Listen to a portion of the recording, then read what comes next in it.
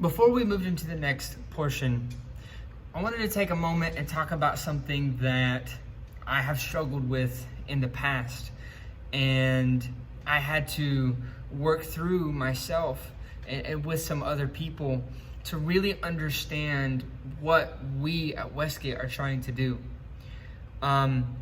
It's why we choose to do 2 songs at the beginning and 2 songs at the end. Why we choose to stop the songs when we stop the songs. Why don't we let the songs just keep going? Why don't we just follow the Spirit's leading in every service? Why don't we sometimes cut out the message if we're just having a really, really good time of worship? Why are we doing these things? And so I had a difficult time with it for quite some time. And I didn't want you guys to be unaware of our decisions. I know this is going a little bit in depth, but I just really want to take a second to make sure we're all on the same page with what we're doing. So if you look there in your next section, it says this. It says 3 things. First, worship in the Word, worship service, and 24-hour worship. Worship in the Word, worship service, and 24-hour worship. There's a reason that we do 2 songs at the beginning and 2 songs at the end. And this is why. First, let me explain what those 3 things mean. The first one is worship in the Word. Okay, let's just define that. What does that mean? Joshua, what are you talking about? Worship in the Word. Worship in the Word is where a church has some worship songs. They have someone who comes up and speaks, usually the pastor of the church. There is a message.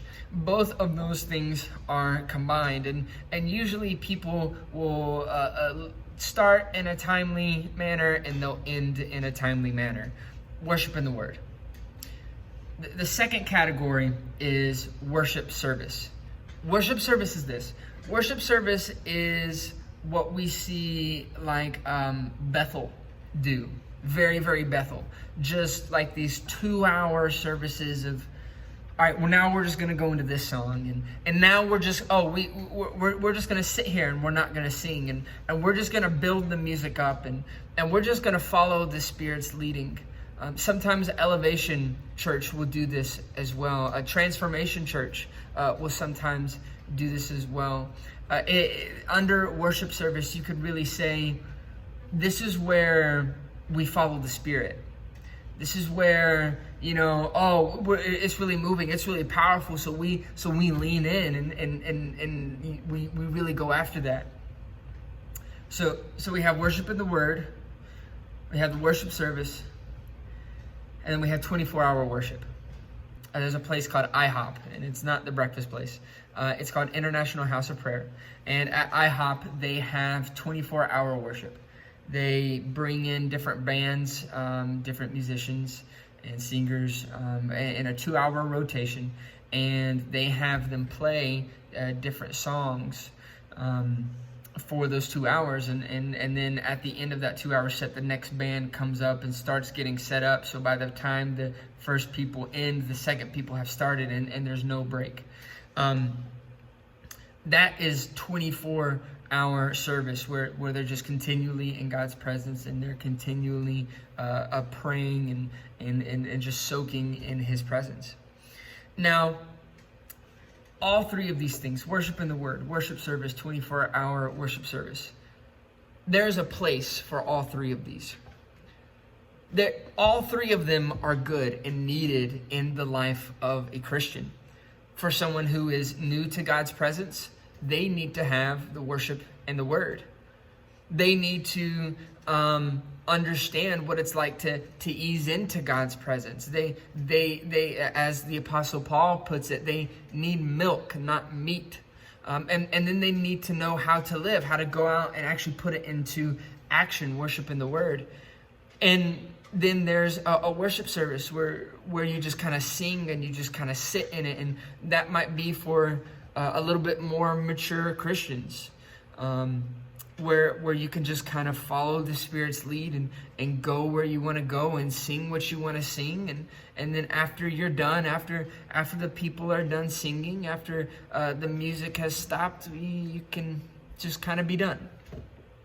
And then 24-hour worship service. At IHOP, they have it to where they have tables out in the room, and people can come and plug up their laptops and do work as the 24-hour service is going on. And that has its rightful place. Sometimes you need to just get away, and for hours on end, it just keep sitting in God's presence. That is needed. So if we look at all three of these, all of them are needed. All of them have a rightful place. The worship in the Word is needed. The worship service is needed. The 24-hour worship, that's needed. Each one of these is beneficial, but to just different people at different stages in life. It doesn't mean that one is better than the other. It doesn't mean that one is wrong. It doesn't mean that one should be removed or done away with. Just to get to the heart of the matter, each of those things are catered towards a certain audience. It's for the person. The worship in the Word is for someone who needs to be introduced into God's presence. The worship service is for a Christian who wants to soak in His presence just a little bit deeper. And then the 24-hour worship is just to saturate, and is just to sit, and is just to experience God. All three of them serve an audience. What we do here at Westgate is we choose to use the worship in the Word. We don't stop when I feel like stopping. We don't stop the music when Jasmine feels like stopping the music. We don't stop the songs when my dad feels like stopping the songs. We do our songs the way that we do them because we're fitting into this category of the worship in the Word. We're trying to reach a particular audience. We're trying to reach people who are newer to the Christian walk that can be introduced into God's presence and experience His goodness. Now, does that negate the fact that we need to have worship service experiences? No. In fact, that's why we started Tuesday nights, was to start doing the worship service type experiences where we could just kind of keep singing and keep singing and keep singing. Now, we have never attempted the 24-hour worship service, at least in my time. My dad actually tried to convince one of his friends many years ago to do something like a 24-hour worship service at Spirit Life, if anyone remembers that. It's pre-Westgate. So we are aware of the decision that we're making. That doesn't mean we're not following the Spirit's leading. Quite on the contrary, we want to follow the Spirit's leading. And we feel like the Spirit's leading is to reach people who are newer to the Christian faith, who need to connect in community, who need to understand more what it means to be a Christian.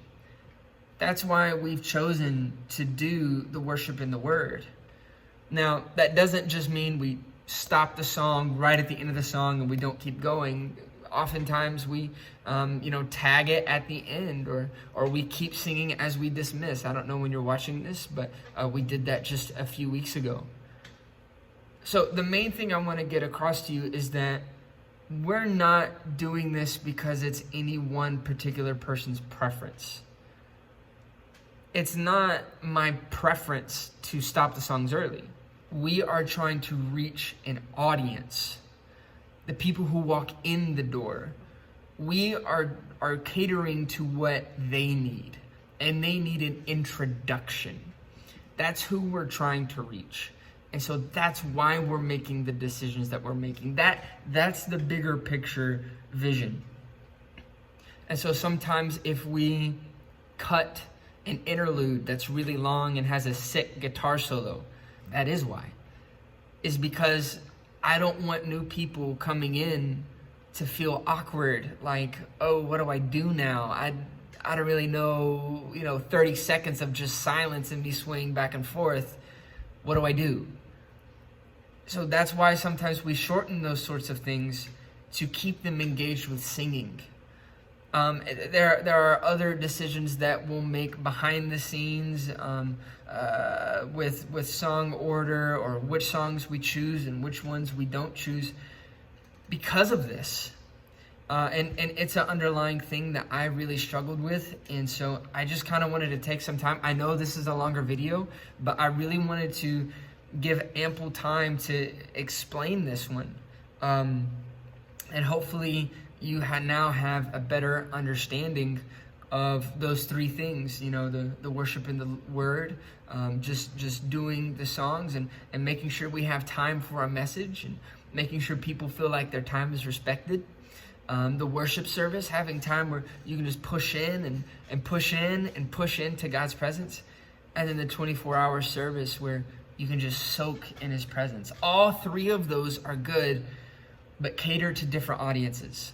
The Holy Spirit has led us as Westgate, people that serve, to choose the worship in the word. That is what we do. We actually ended up stopping Tuesday nights because we just simply didn't have the personnel to continue it. That doesn't mean I didn't want to do that anymore. On the contrary, the very last night, I was willing to take some time, and it was just me and Jasmine. And I don't know if you could tell, but I was actually running sound from an iPad that was standing right beside me. Miss Jennifer was also there helping, so it wasn't just me and Jasmine in the same room. Shout out to her. But I just want to make sure that you guys understand that, and if you feel like you need to vocalize some things, like you just need to talk it through. If there's something you don't quite understand, maybe there's something in the video that I just didn't explain very well, and I'm okay with that. I know sometimes it just over video it just doesn't quite make sense. Text me, please. Come up to me after church or before church and say, hey, can we talk about this? I'd love to have a conversation with you about this. If this is something that you were curious about, this is a very intentional decision that we have made. It's not dependent upon what we feel. It's dependent upon the people we're trying to reach. That's the main thing. I really want to make sure we're all on the same page with that.